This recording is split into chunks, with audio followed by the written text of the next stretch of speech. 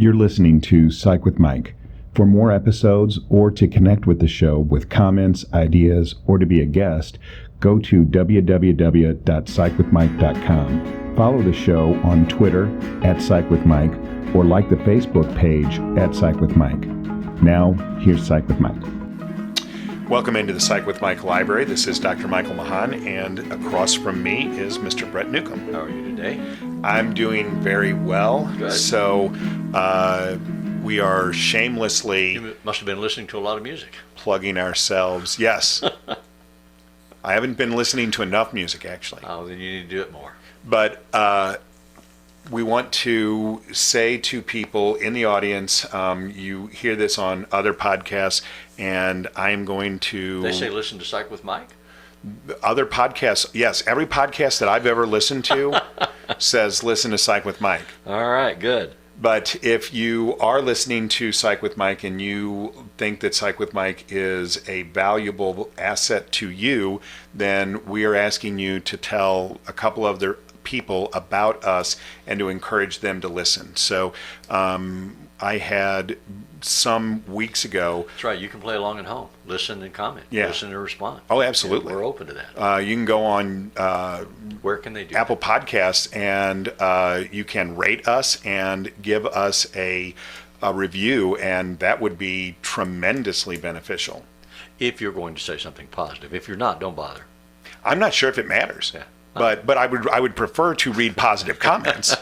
But I think you get the credit either way. I was just thinking about it. There's so many speeches that both Yeah. of us have given through the years. Even national organizations would hire us to give speeches, and at the end they'd give speaker Right. review evaluations. Yeah. And you get 1,000 of them. You had an audience that large, and we flip through them. And you're expecting all perfect responses, and then when you get a critical response, it wounds you. Oh, man.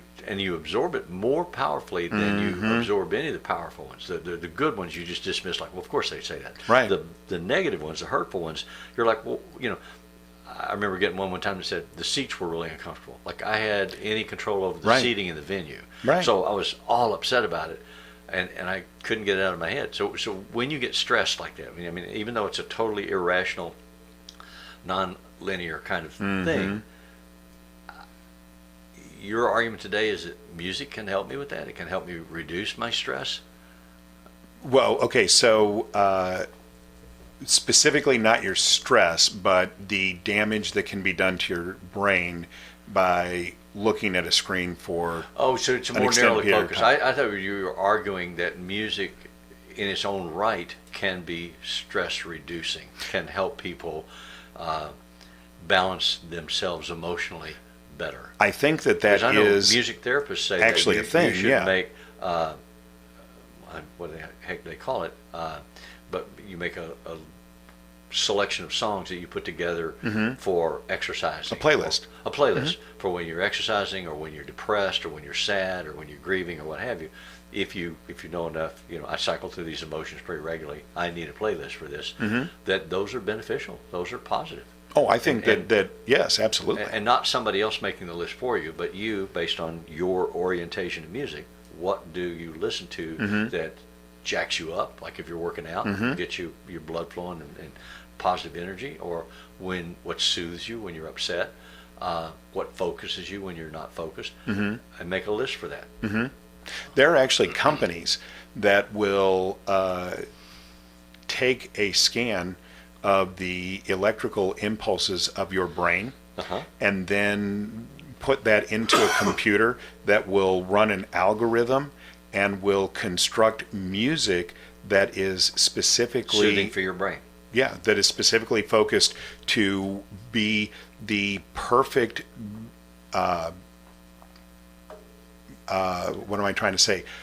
Complement to the way that your brain waves or the way that your neurons fire. It's almost scary. Yeah. And there is some clinical research that shows that is beneficial, but even things that would be kind of out of the box thinking, like the sound of water running or whale song, have actually been shown to create wave patterns in the human brain that are associated with a state of relaxation. Yeah, there are websites that talk about binaural sounds that you can download or just access. Rainstorms, wave patterns, running water, thunder, I mean, whatever might benefit you in terms of trying to calm down and go to sleep at night, in terms of trying to relax, in terms of positioning yourself to meditate, that music or sounds have that power. Right. But I like your idea of making a playlist for different ways in which that you might feel. So we are saying that there is music that has been shown clinically through research studies to be beneficial for people to calm down. So that's something that in the current environment, when we're dealing with the pandemic of the coronavirus and all of the things with the shutdown economy and stuff, certainly something that people would need in their lives as a way to be able to wind down. But the idea of creating playlists that are specifically designed to address different emotional states, I think that is an absolutely wonderful idea. So I grew up in the Deep South in the 1950s, and my family was poor, so all we had was a radio. And the only radio stations that were on our radio were country and western stations. Both kinds of music. And that's what I thought. That's all I knew. There wasn't any other kind of music. So then I went to college, and I was... Well, there were two kinds, country and western. Yeah, exactly. So then I went to college, and I had to, it was required, take a course in music appreciation. And I was introduced to classical music, which I didn't know. Blew your mind. Yes. The power, the emotional range that you can experience in listening to classical music, as opposed to listening to heavy metal or country and western or any other kind of music. To me, it was just a new world. And I, 50 years later, still remember lessons I learned in that class and listen to pieces from which those lessons were taught. Beethoven's Fifth Symphony. It's a powerful, powerful thing. And you can listen to that, and it can calm you, it can soothe you, it can jack you up. 1812 Overture with all the cannons at the end. I mean, there are things in classical music that can speak to your soul, even if you're waiting for the lyrics to come. There's no song here. Right. How can this be music? And just in case you're young and don't know, classical music doesn't have lyrics. No. But it still speaks. Yeah. So are you then saying, just as a point of clarification, that you remember more from this class because you think the music helped facilitate that learning, so you retained more long-term memory from that class because of the music, or are you just saying that you think that that's just randomly associated? Well, I think I'm saying the first, but I also have to factor in it was completely new environment for me, new world that I didn't know existed. So I don't know that I'm remembering it because it was new to me. Oh, so novel stimulation makes more of an impact than I don't know. Habituated. Yeah. Well, I mean, that's a developmental psychology theory. But I would not be opposed to believing that the music itself, yes, created and perhaps facilitated a learning model that allowed you to retain more of that information. I just remember, even at the time, being cynically bemused because I'm in this required class with all these country boys and athletes who had to take the required class, and all of us sitting there listening to this stuff, and this professor made us understand it and embrace it, and may have been one of the better teachers I've ever had in my life.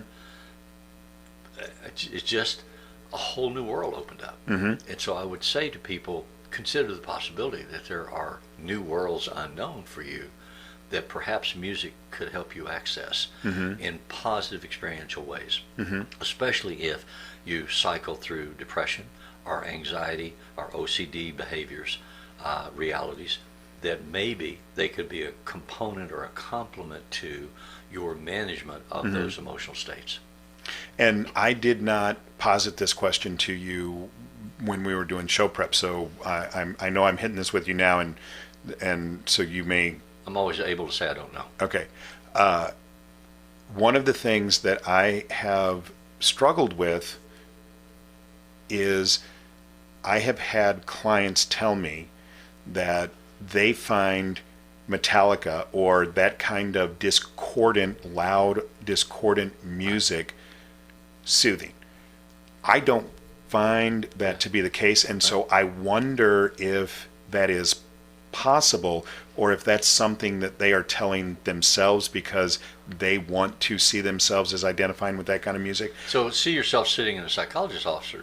You can't process that. Mm-hmm. If you could be in a lab and wire them up and check their brain waves and stuff, you could actually demonstrate whether that's true in objective reality, but you're talking about objective reality versus experiential reality. Yeah. So my response would be it doesn't make any difference. If that's how they experience it, then you start with what they're telling you. Oh, absolutely. Yeah. So, and so in therapy, that's absolutely what I would do and what I do.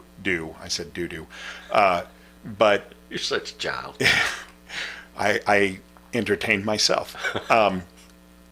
But if there is any research psychologist out there who has access to a machine that measures brain waves, or better yet, even a functional MRI machine, and they would be interested in doing that study, I would be really interested in reading it.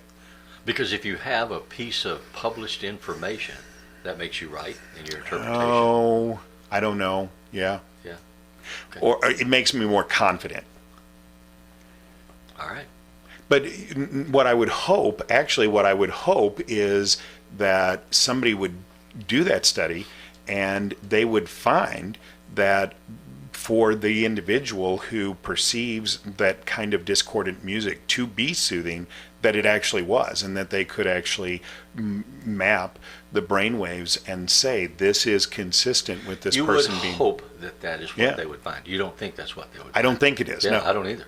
Because I think that those individuals are fibbing to themselves, but I also don't want to make that a proclamation because I don't know that. Right. Yeah. But when we were looking at, or when I was looking at this article, one of the things that, or the reason why I was drawn to it is because it was specifically associated with the idea of screen time, and I am very much concerned with the amount of time that we're spending on screens in general, but even now more concerned because we're so much more glued to our screens when we're social distancing, either because we're looking for information or we're looking for distraction, and a lot of that is being done by looking at screens, and I think that is detrimental. So because you have this concern about gray matter, white matter in developing brains, and maybe you can speak to what each of those are, but you're projecting that down the road, the data that's discernible scientifically will show us there's been damage. Yes. And your argument is that you think music as an interrupter, as taking a break from screens and listening to music, can help avoid that damage or heal that damage. That's what you're arguing today. So the gray matter is the thin area on the outside of the cortex of the brain where the cell bodies of the neurons live, and the white matter are the long axons. So neurons have big long tails that are called axons that are coated with a fatty substance called myelin, and the white matter are all of those axons that create the connections between the neurons. And so some preliminary research is showing that the more that a person is exposed to screens, yes, that there is damage in developmentally in those areas, and that a person listening to music, that it can, whether it is a prophylactic function, but could be a reparative function, but that you have to listen to the music mindfully. So you have to be paying attention to the words that are being sung and the melody that is being played, and that actually, for whatever reason, re-engages those neurons in a healthy way and helps to build better, more solid connections. So that's what I am encouraging people to consider, is as a way of creating a balanced lifestyle. So I'm not saying don't look at a screen, and I'm not saying don't always work out, and I'm not saying don't always eat healthy. I'm saying try and be balanced. And so in addition to looking at a screen, I would like people to think about listening to music mindfully. But I love your concept of creating different playlists for different events or different ways of feeling, and that people think mindfully about, if I am feeling sad, what are kinds of music, what are the music, the musical pieces, the songs that I would like to listen to if I want to be happy, and that people mindfully think about that.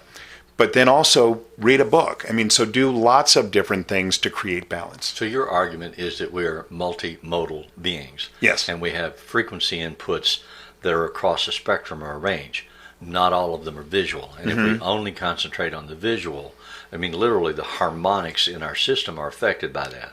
And Yes. so we have to try to balance our frequency modulation across the spectrum, which includes physical exercise, diet, reading books, listening to music. Okay. Yeah. So balance for me, I think of as the key. If you're doing too much of anything, then you're going to be out of balance. So I like to build plastic models, which you know, and people may see some of them on the shelves over here. So I look at different sites on YouTube of guys building plastic models, and there's one guy in particular, I'm not going to say his name, but that I watch, and literally this guy's entire life is building models. So his whole YouTube channel is about, he starts out at the beginning of the week talking about a project that he's going to start, and he films it all the way through that week. Some of the models that he builds take more than 1 week, and so those go longer than a single episode. Some he builds in a week, and so you see him start and finish in a single episode. Each episode is 1 week.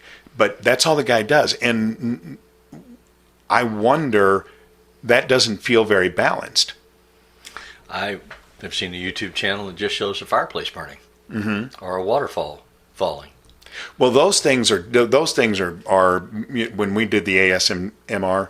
So those are Cats meowing. Yeah, those are things that are designed to be specific to a person, elicit a specific response to a person. But I'm saying, anything that you do solely is out of balance. Right. And so while building models is, for me, a great adjunct to my life, it It's makes a balancer for yeah, you. yeah. But if it were my only thing that I did, my life would be out of balance. And so that's what I'm saying to people, is to try and think about, especially in the time that we're in right now, to think about, where is the balance in my life? Music is a great part of that, and I would like for people to think more specifically, more mindfully about that, but also just about balance in general and creating a good balanced existence. Yeah, well, we're recording this in the midst of the coronavirus conflict or crisis.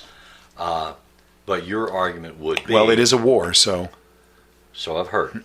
And we have a wartime president dealing with it. Your argument would be, balance is the goal throughout our lives, no matter what times we are going through.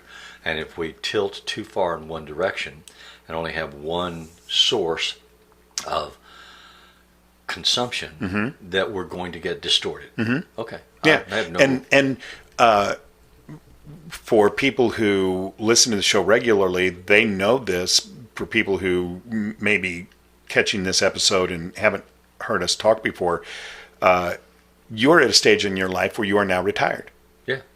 And even though that has been the case for you, you still have a very balanced life. I try. So some people, they retire and then they either, spend their entire day go back to work. Gardening, right? Yeah. And people who don't have a good balanced life in retirement tend to statistically not live as long as people who do. So any time or at any point through the lifespan, the idea of balance, I think, is important and is relevant. I think children should have a balanced life. One of the things that we are dealing with in our society is we've gotten rid of music in schools. We've gotten rid of art in schools. PE. We've gotten rid of PE in schools, right? Because people want to spend more and more time in curriculum, which is fine. That's what school is for. And then we talk about, can we let the kids go outside? What's the liability of that? I understand that there are Too a many myriad of lawyers in the concerns. classroom. Absolutely. But what is the effect on the balanced life of that child? I would argue that we would create a more conducive environment to learning if we allowed kids to have PE. Burn off some of that energy. Mm-hmm. Yeah. Well, and even recess. And people say, oh, well, recess is just an opportunity for kids to get bullied. Are there some kids that get bullied at recess? Absolutely. But that's not the majority of kids. The majority of kids experience recess as an opportunity to go out and engage in creative play, right, which is essential for the development of the human mind. It's an offset. But you get caught up then in single issue people. They have a single issue that concerns them because of their background or experience or exposure, and then they can't hear that there are equitable other issues that need to be involved in balancing the development of a child or a human being. Right. So it's an ongoing fight that we have to keep having. To me, it is demonstrated by the polarization that we live in, specifically politically, but in other ways as well. We just keep getting more and more polarized, which I think creates less and less balance. We can't have a balanced lifestyle. Yeah. So we're living in a period of time where the idea of balance is starting to be eroded, and even culturally eroded. And I think that that's going to be to our detriment. I think that as a society, we need to start thinking in terms of balance. And right now, for people who are socially distancing, who may even be sequestered in their homes, that think place about to start is diminishing your screen time. Yeah. You were talking about on one of our episodes that we were specifically dealing with the virus, about having the kids at home. Right. And, what are you going to do? Because it's very, very seductive to let the kids look at a TV. They've got Netflix, they've got YouTube. Have you gone to a restaurant or a grocery store and they're on their somebody tablets? Well, even just somebody with a 8-month-old, 9-month-old baby hands them a cell phone while they're shopping so that they don't make demands on their time and they self-entertain. Right. And those children learn then to need that cell phone rather than learning how to self-soothe or interact in other ways because they have that. But there's no balance in that. No. And so you were saying, while the kids are at home, think about ways of engaging that child, not just in schoolwork. So, they're not going to school. So, yes, there is some need for some kind of direction in their education. And so while the kids aren't technically being homeschooled, the parents may have to provide some kind of structure for that. There is a skill set to being a teacher.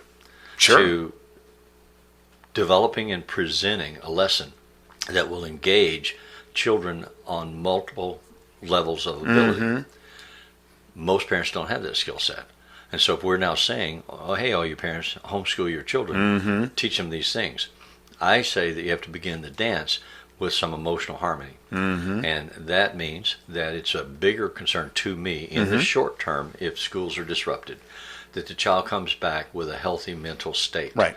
So if the result of being home for schooling is that there's emotional harassment, there's negativity, there's screaming and yelling, there's punishment, there are all kinds of things that create distress in this child, it's not going to lead to harmony or educational growth. So you were also saying that, because I think that that's just then another way of talking about balance, but you were saying that, encouraging people to think outside the box and, teach the kids how to make a recipe, a favorite recipe for the family. Go out in the garage. If they're physically, tires. Absolutely. Yeah. And so that's about creating balance. And one of the ways in which we can try and think mindfully about creating this balance during this period of time, but really at any time, is to think more mindfully about the music that we listen to. But really just maybe even be mindful about everything. I mean, there's nothing inherently... Which is a challenge. Sure it is. But that's the whole point, is that we're not doing that. That's why we think of it as a challenge. Yeah. You know, but there are good things that are on YouTube. There's also a lot of, saccharine stuff that's just a distraction, but doesn't really have any or just educated teenagers value. acting out and being stupid. Sure. They film it. Right. But, I mean, you can watch brain surgery. Exactly. You can watch So heart surgery. mindfully allowing yourself to look at a screen is a good way of improving the quality of the time that you're going to be spending doing that. Hopefully. Yeah. So, or listening to really good podcasts that are informative and entertaining, educational. if people wanted to spend, Endless hours. Yeah, endless hours. So we're actually, and we're going over time, but so I'll make this really brief. That'll be unusual. Almost 80 episodes. Well, actually, this may be our 80th episode. Okay. Yeah. So if you want to just geek out and what do they call that when you do content. Oh, binge. Deep dive. If you want to binge Psych with Mike, have at it. Yeah. Tell 15 of your friends to go binge Psych with Mike. Have a binge party. Absolutely. All right. Hopefully you guys enjoyed this. As always, if you want to get in contact with us, you can do that through the website, which is psychwithmike.com. The music in Psych with Mike is written and performed by Mr. Benjamin DeClue. And as always, if it's Friday, it's Psych with Mike.